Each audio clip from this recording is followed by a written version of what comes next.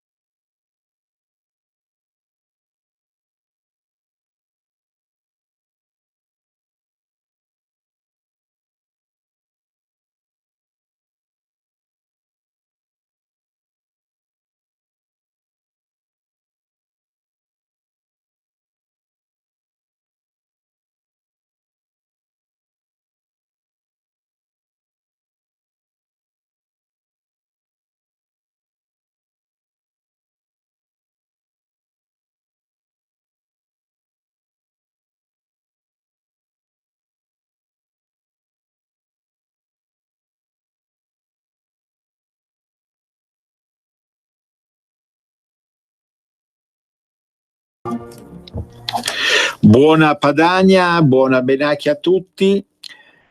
Oggi sono Andrea Rognoni e vi saluto, sono in studio oggi e vorrei parlarvi soprattutto di filosofia. Sì, oggi parliamo soprattutto di filosofia. Vi ricordo peraltro che la trasmissione si intitola Arte Nord, terza pagina, inteso come pagina pulita dalle sporcizie di regime, e da 22 anni parla di arte, storia, filosofia, cultura, metapolitica, non politica, metapolitica.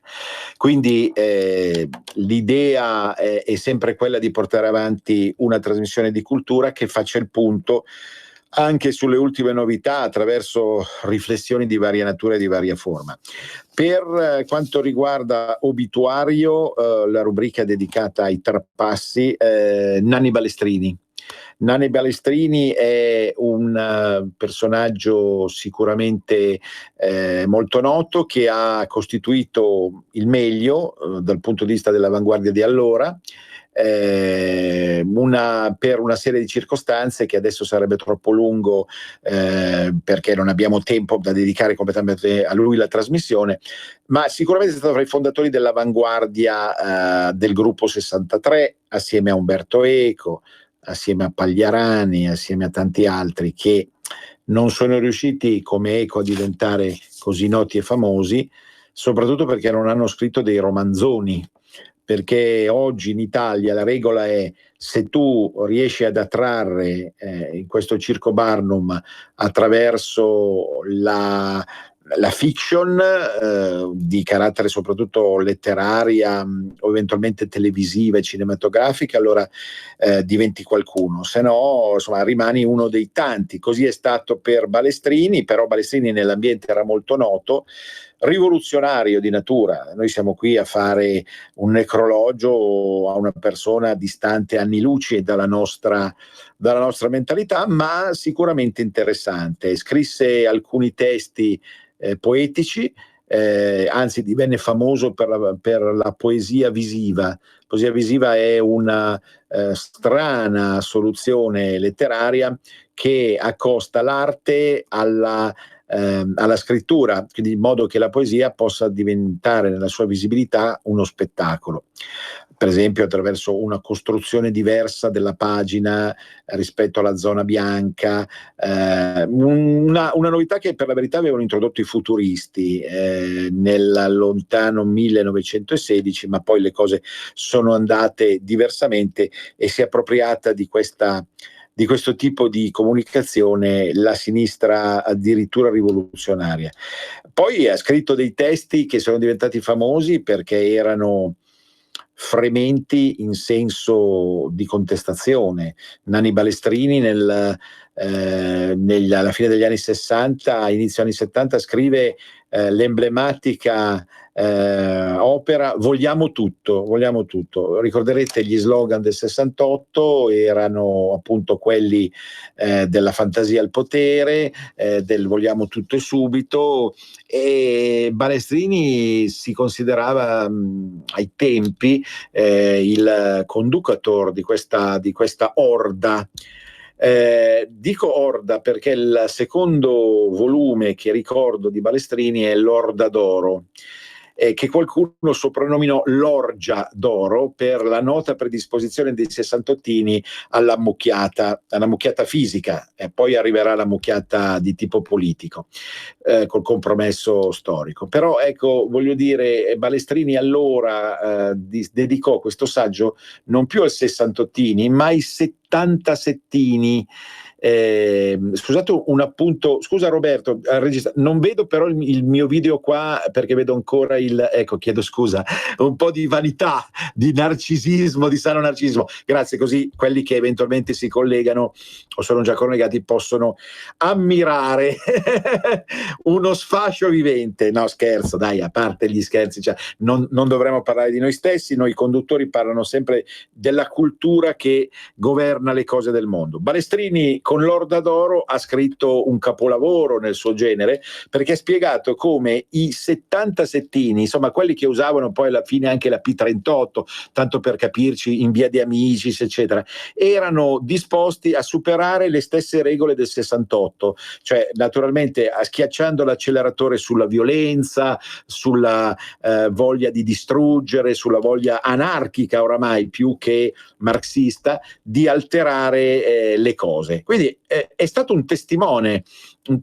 vero e proprio Balestrini di quella mentalità di allora, alla quale personalmente, essendo giovane, avendo nel 77 21 anni, 20 anni, naturalmente io non voglio assolutamente partecipare per tanti motivi, ma non perché ero un bravo ragazzo, perché pensavo che quel tipo di comportamento avrebbe portato soltanto a una società peggiore, ed è stato così. È nata dal 77-78 col famoso riflusso nel privato, che altro non era che un escamotage dello stesso pensiero settantontino per riportare tutti a poco al mondo virtuale. È nato appunto questo mondo virtuale fatto di meravigliosi abboccamenti attraverso i social network, a poco, perché poi ci è voluto del tempo prima che tecnicamente si mettesse a punto la faccenda.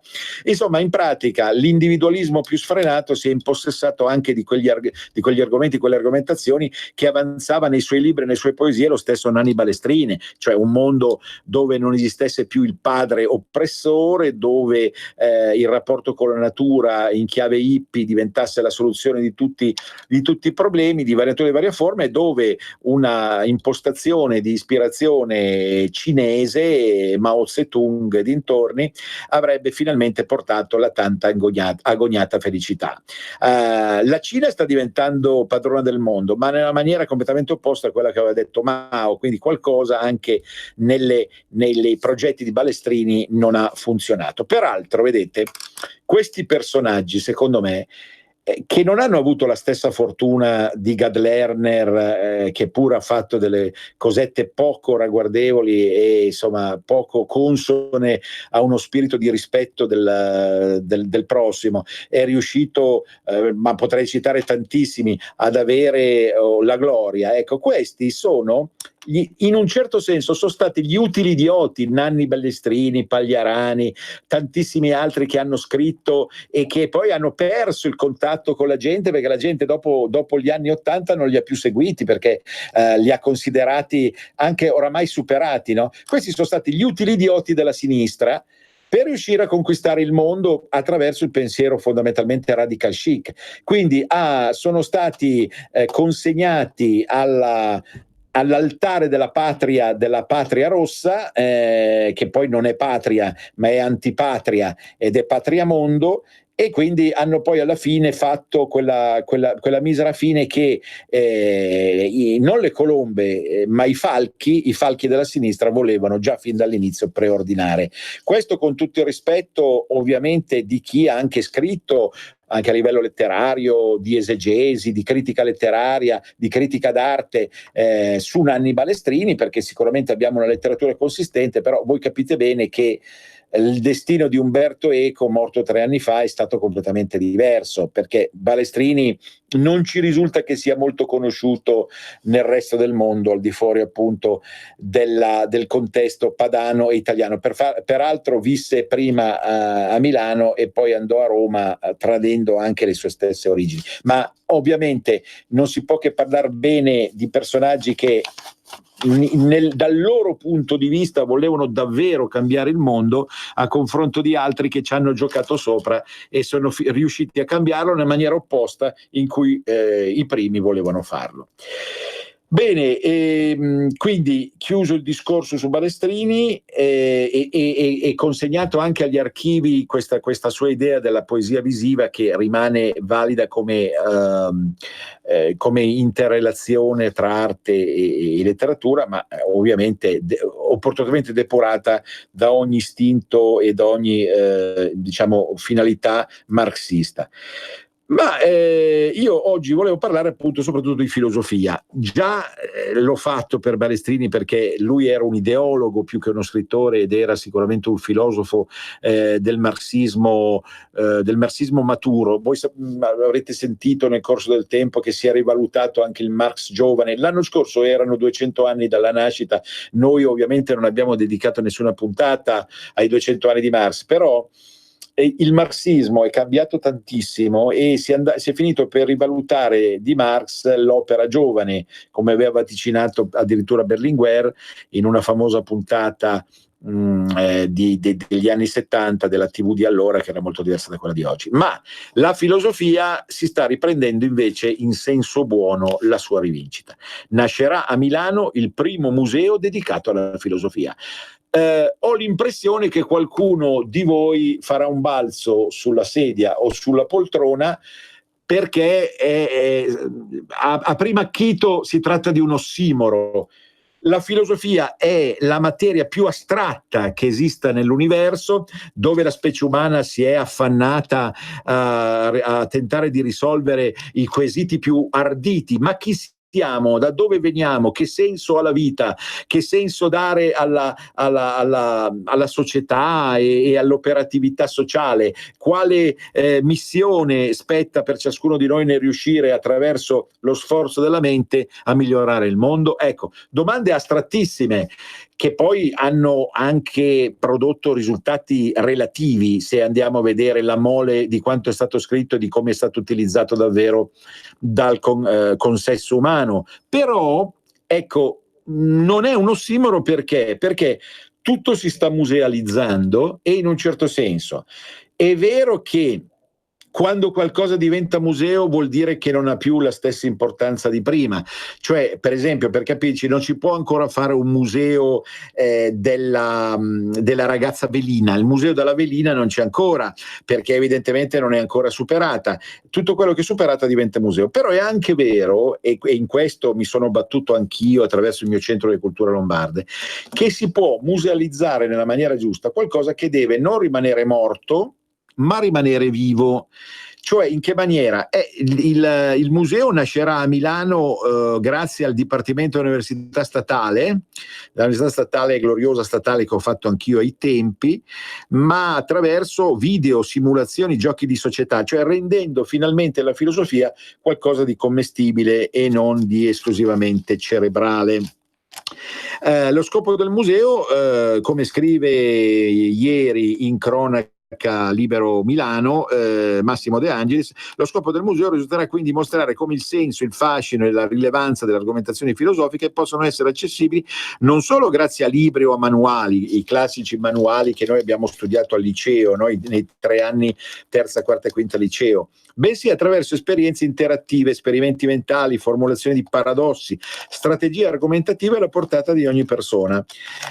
Quindi questa filosofia vivente, questa filosofia operante, questa filosofia visibile e tangibile diventerà nel 2020 qualcosa di concreto, per una soluzione anche di una lunga querella che ha sempre emarginato la filosofia rispetto all'arte.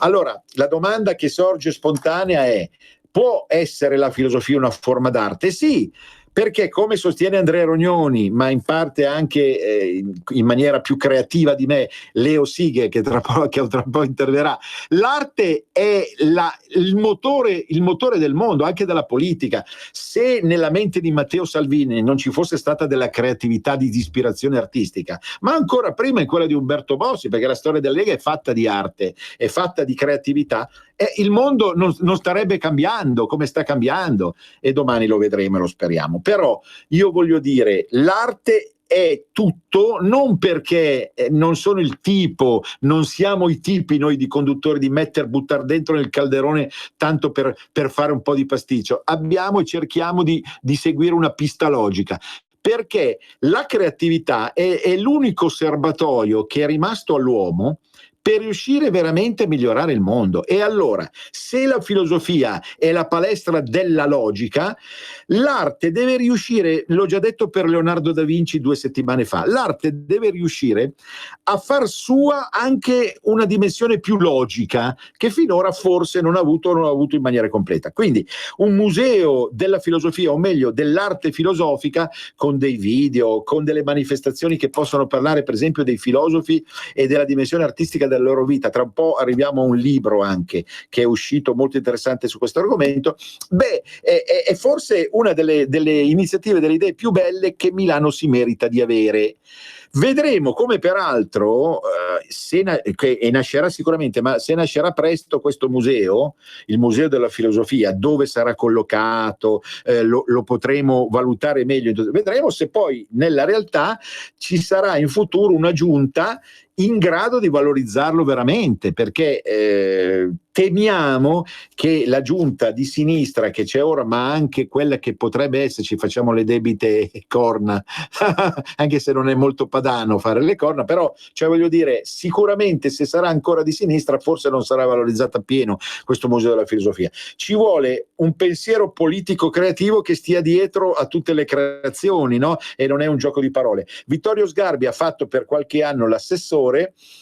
Non tutto è riuscito, perché Sgarbi, come molti uomini di cultura, ovviamente mi ci metto anch'io, si parva licet, non abbiamo quella capacità politica di imporre le cose, quindi alla fine il risultato è stato inferiore alle attese, però qualcosa è venuto fuori. Parlo di Sgarbi, parlo anche della performance di Zecchi, tutti personaggi che magari possono piacere o meno, ma che sono dei creativi.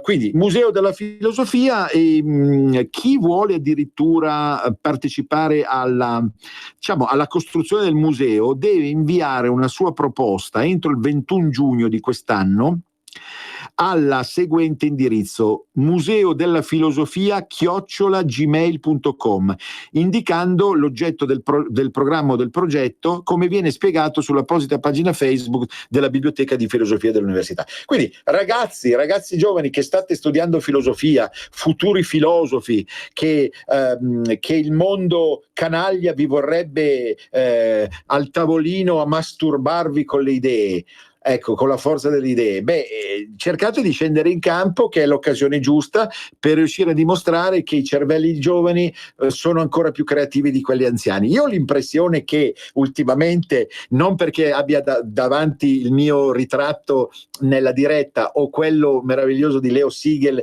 da grande guru della filosofia politica, ma i vecchi, e parlo come vecchio, hanno ancora qualcosa da dirvi e da darvi, perché la creatività della persona non più imberbe ha dalla sua un po' di esperienza che vale sempre. O sbaglio, Leo? Dall'altra parte, tra poco lo sentirete direttamente. Quindi, cioè, deve essere un'interazione, come proponeva nel famoso romanzo I vecchi e i giovani Luigi Pirandello, no? Pirandello diceva: come fanno a vivere i vecchi senza i giovani e i giovani senza i vecchi? Cioè deve essere un'osmosi che magari passa anche attraverso una sfida, però attenzione, gli opposti si attraggono e riescono a partorire non come la montagna fa il topolino, no? Come Mahmood che doveva stravincere, il cantante Mahmood doveva stravincere, lo sapete, l'Eurosong Festival, è arrivato secondo e comincia a mettere addosso la maglia, non la maglia nera ma la maglia di eterno secondo. Quindi adesso poi vedremo anche il Giro d'Italia come va a finire, ma qui la Padania è veramente scomparsa. Quello che voglio dire è che la filosofia ha ancora qualcosa da proporre, e allora un libro, Paolo Pagani, I luoghi del pensiero, dove sono nate le idee che hanno cambiato il mondo. Piccola biblioteca Neri Pozza. La casa editrice Neri Pozza è una casa editrice, come molte ce ne sono in Veneto, molto originale, che introduce nel circuito librario delle proposte ghiotte, interessanti, inedite e quanto mai eccentriche. Paolo Pagani, chi è Paolo Pagani? Ha studiato, manco a dirlo, filosofia. Giornalista professionista, ha lavorato in periodici quotidiani, ha guidato redazioni web e ora è caporedattore a Sky, alla sede milanese di Sky. Ha scritto già alcuni libri, ma questo è veramente, pare, un successo. I luoghi del pensiero, dove sono nate le idee che hanno cambiato il mondo. Perché è importante? Magari prima di leggere un manuale o di ponzare su un'opera come, non so, Per la pace perpetua di Immanuel Kant, leggete questo libretto, I luoghi del pensiero. Lo mostro, cerco di mostrarlo.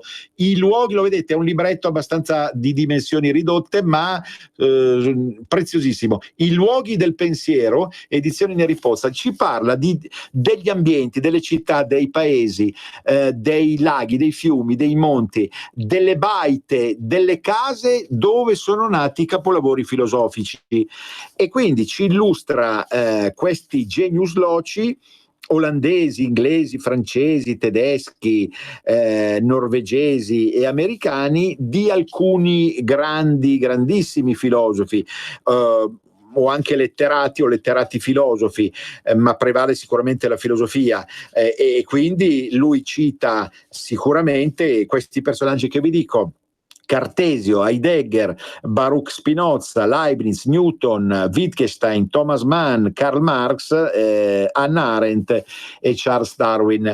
Naturalmente sono tanti filosofi di diversa impostazione che hanno detto anche in fatto di filosofia politica cose molto diverse, ma al Paolo Pagani interessa come un certo ambiente è riuscito a condizionare il filosofo nel pensare in una certa maniera. Per esempio, Carlo Marx, abbiamo citato poco fa, poteva scrivere il manifesto in un posto, se non la schifosa Stamberga di Londra, di Soho, del quartiere di Soho, dove era andato a vivere con la sua giovane donna e i suoi figlioletti puzzolenti, sciamando nello sporco dalla mattina alla sera. No, non avrebbe potuto scrivere il manifesto. Dall'altra parte, un Heidegger, uno dei massimi filosofi contemporanei, fondamentalmente di impostazione centrodestra o destra, Heidegger, che era della zona della Svevia, poteva partorire i suoi capolavori come Essere e Tempo, ecco, e tantissimi altri che ancora oggi ci dilettano, anche in chiave leghista, sapete. Mi andate a rileggere per favore Heidegger, leghisti che mi ascoltate, perché parla del territorio come grande madre che partorisce tutte le nostre iniziative. Questo è leghismo, signori. E allora poteva il signor Heidegger scrivere qualcosa di questo genere se non in una baita della Foresta Nera? Io non vedo. Ecco, Paolo Pagani ci spiega come, perché e quando. È una bomba questo libro, perché ci introduce non nelle inutili sofisticherie mentali che certa critica radical chic vuole scoprire ancora in vari autori, ma proprio nel modo, nel tempo e nel come sono state prodotte le idee sono state partorite le idee a partire dal genius loci, cioè a partire dalla Heimat, dalla piccola patria morale, civile, a volte anche religiosa, ma sicuramente territoriale e quindi biologica, bioclimatica, che è stata alla base delle opere che sono state appunto scritte volta per volta da questi autori. Quindi è un libro che io mi sono letto in pochissimo tempo perché è di una godibilità estrema, parla dell'Amsterdam di Cartesio e di Spinoza, e parla di tantissimi altri. Siamo alla fine, Neri Pozzi Edizioni. Io vi saluto, vi ringrazio della pazienza che avete avuto, ringrazio il sempre perfetto Roberto Colombo. Posso dirgli, è una battuta, Roberto, non sposarti mai perché così rimani al top come ho fatto io. Un grande abbraccio padano a tutti, Venezia risorga, risorga Venezia per sempre.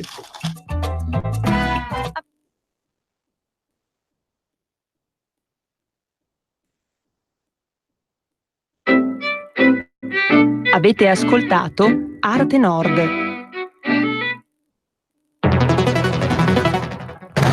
Ciao Ruspa, come butta? Guarda che sei in onda.